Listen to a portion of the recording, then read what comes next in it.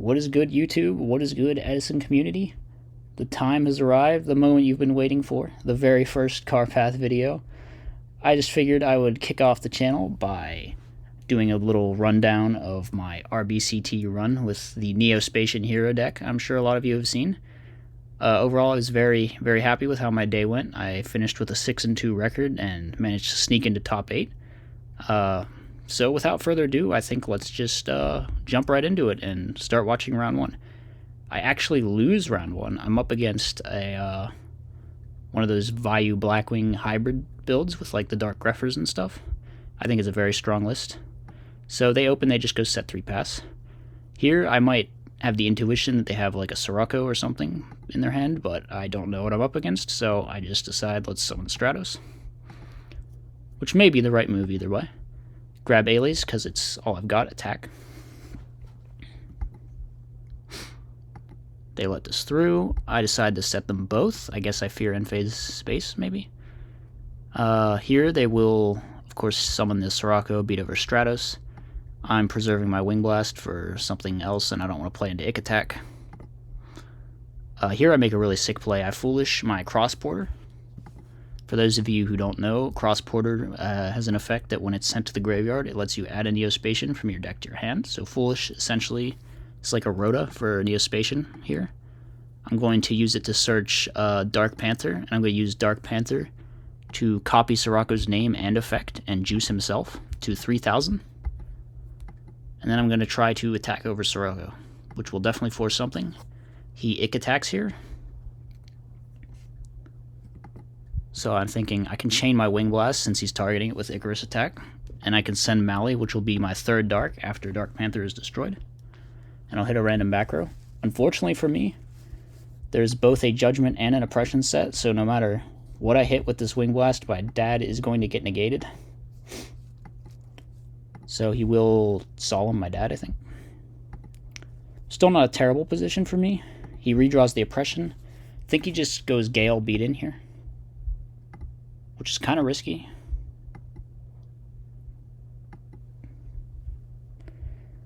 So he sets Oppression passes. Here I think, well, I can Alias do some damage.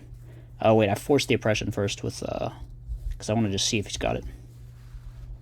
So I'm like, alright, Alias attack. He's the bottomless, though. So this is where things go downhill. He top decks Greffer, now he's got a Vayu play. He can do a ton of damage to me here.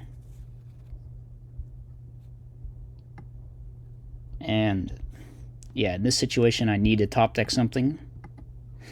But I find the worst card in my deck, which is Glomos. So that's going to be that. We're going to game 2.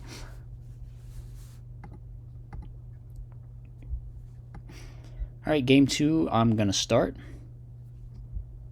Reasonably decent hand. In these types of matchups, I think if you're going first, just go for the Diva is probably fine. You kind of just want to establish your monster without having to worry about bottomless or oppression or anything. So I go set, bottomless. Figure if he summons a Blackwing, I can just bottomless it. Which is what happens. Goes with Shura, I bottomless. He sets a card, I just hit in, takes it, I set back. Playing very conservatively. He finds Whirlwind, which is very good for him. Will allow him to get a Gale from his deck, I think. And then he will have my Android. He decides to just attack. I mirror here, and he opts not to bribe it, probably thinking he's got this dad in deck that he can just drop next turn, or dad in hand that he will just drop next turn, and have the bribe as protection. So I get a little risky here summoning the pesky boy. I'm not sure why I did that, actually. There is no reason to commit it.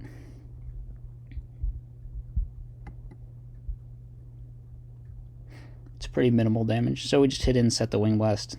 I figure I'm in an okay spot, but then he drops dad on me, and it all goes to shit. Yeah, this is not good. So he's going to Prio, pop my Grand Mole. I Wing Blast, bounce the dad, and then he just says okay. He probably assumes that he can just get a 3rd Dark, because he's got 2 more Darks in hand. I draw MST, just set it, it's useless. Because Vayu Attack.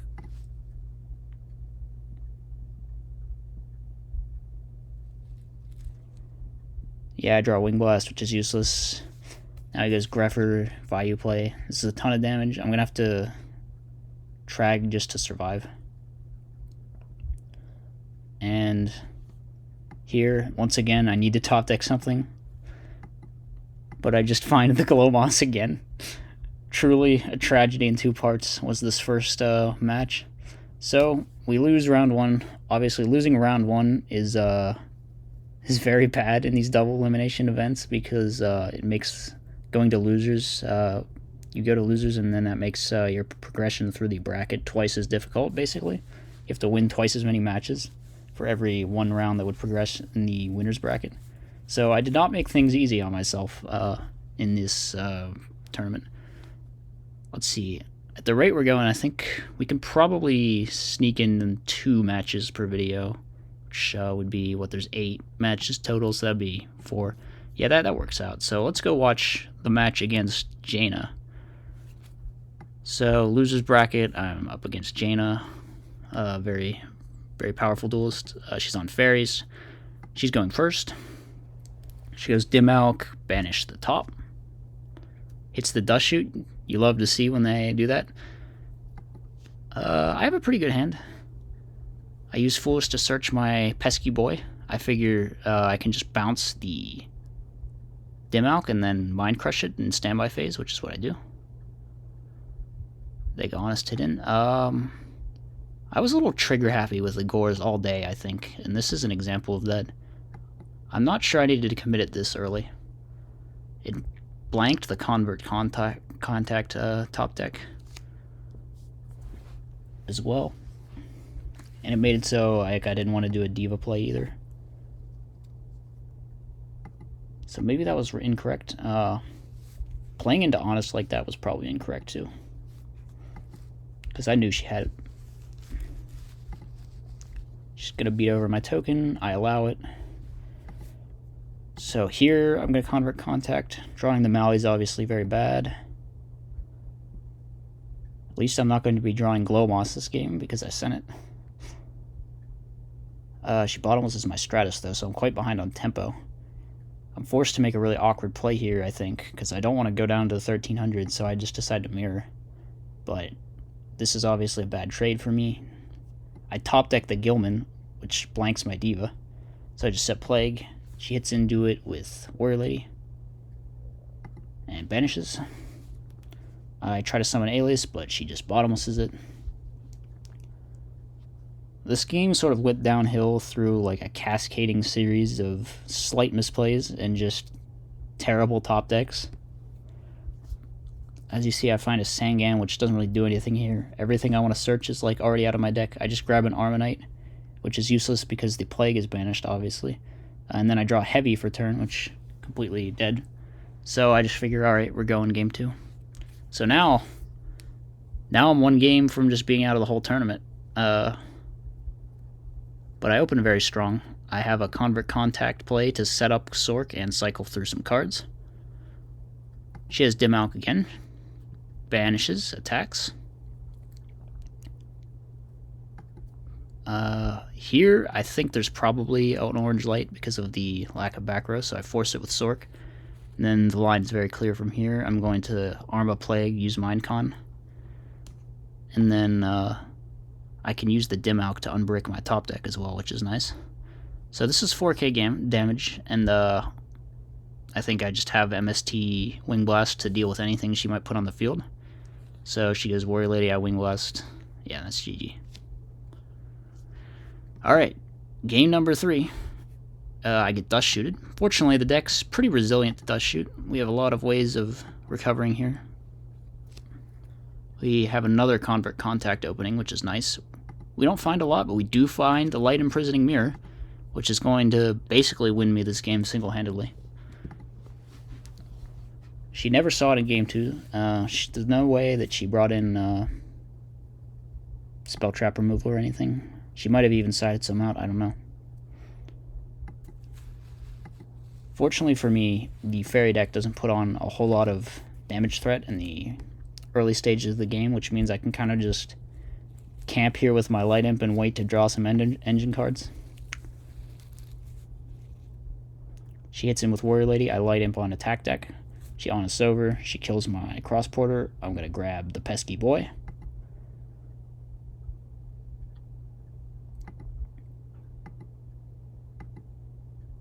A top deck Future Fusion, which is very nice.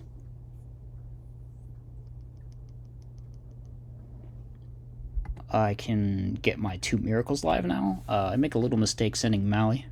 Here I'm thinking like, okay, if I Mally and she randomly oranges lights for some reason, I guess I could just lose the game, because then my Miracles won't be live.